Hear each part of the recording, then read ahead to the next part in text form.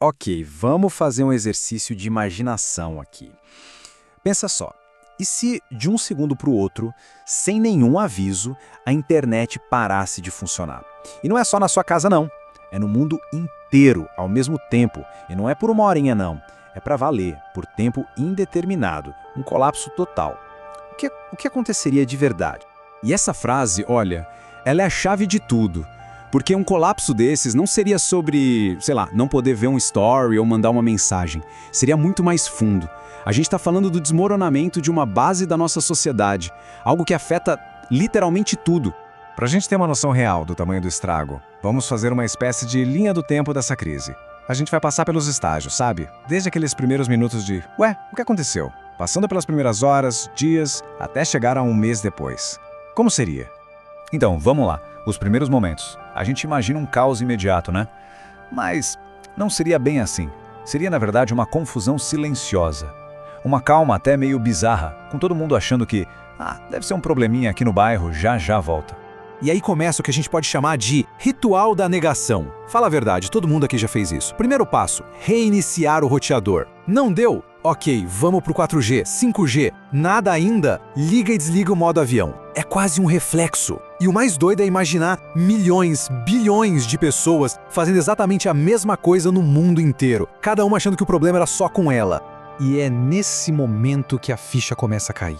De verdade. Aquela irritação inicial vira uma preocupação real, porque não é só a rede social que sumiu. É o e-mail do trabalho, é o aplicativo de mensagem para falar com a família, é a planilha compartilhada, a comunicação mais básica do nosso dia a dia, evaporou.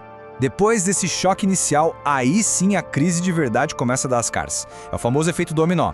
A falta da internet é a primeira peça que cai e ela vai derrubando todas as outras, uma atrás da outra, numa velocidade assustadora.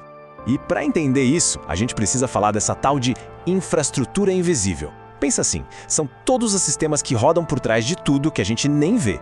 Sistema financeiro, logística global para a comida chegar no mercado, até a rede de energia, tudo isso está pendurado na internet. É uma rede que segura o nosso mundo, mesmo que a gente não enxergue. A rapidez com que tudo desmorona seria brutal. Dia 1.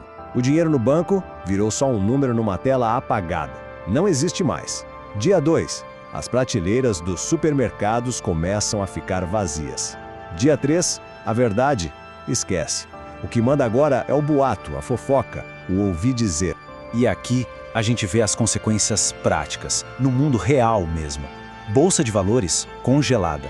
Aeroportos e portos virou um caos, nada decola, nada atraca. Hospitais voltando para a ficha de papel, tentando achar o histórico de um paciente na mão. Comida, remédio, tudo começa a falhar. A crise deixa de ser digital e se torna física, imediata. Ok, vamos avançar uma semana. 7 dias sem conexão. A negação já foi embora há muito tempo. Agora é a realidade nua e crua. A sociedade não parou de vez, mas ela está sendo forçada a se adaptar, a redescobrir um jeito de funcionar. Um jeito analógico, que parecia a coisa do passado. Essa tabela aqui mostra bem essa troca. O banco digital? Esquece. O que vale é dinheiro vivo na mão. E-commerce global?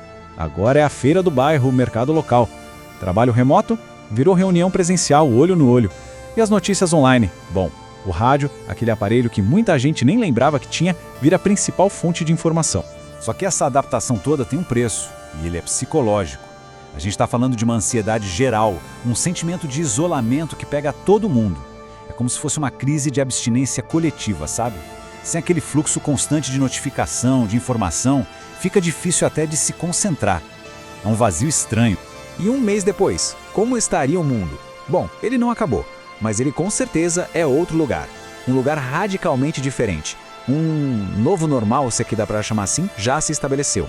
Com novas regras, novas perdas e, quem diria, alguns ganhos inesperados. E essa talvez seja a parte mais maluca de pensar sobre tudo isso. Porque esse mundo sem internet seria uma faca de dois gumes. Por um lado, olha os ganhos. Mais conversa cara a cara, um ritmo de vida mais lento, menos daquela comparação social que acaba com a gente. Mas por outro lado, as perdas seriam gigantescas. Acesso à informação despencaria, a inovação tecnológica travaria e a desigualdade entre as regiões só ia aumentar.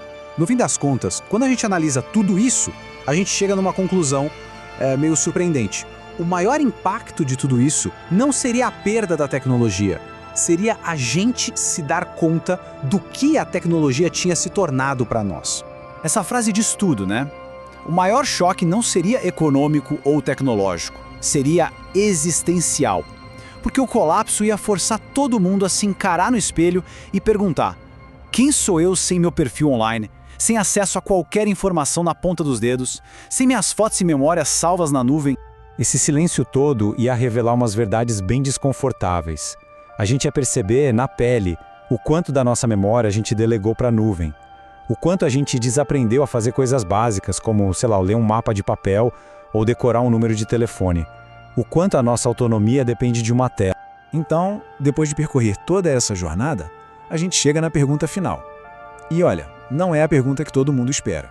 A pergunta não é se o mundo sobreviveria, é se nós saberíamos como viver nesse mundo. A questão é toda sobre a gente, sobre a nossa capacidade de se adaptar, de ser resiliente e, principalmente, sobre a nossa habilidade de nos reconectar de verdade uns com os outros e com o mundo real. Um jeito que, talvez, a gente até já tenha esquecido como se faz. Porque, no fim, não seria um apocalipse. Seria uma transformação. Uma reconfiguração total, profunda e, com certeza, dolorosa. Uma que forçaria a gente a lembrar que a ferramenta mais poderosa que já inventamos não mudou só o mundo. Ela nos mudou por dentro.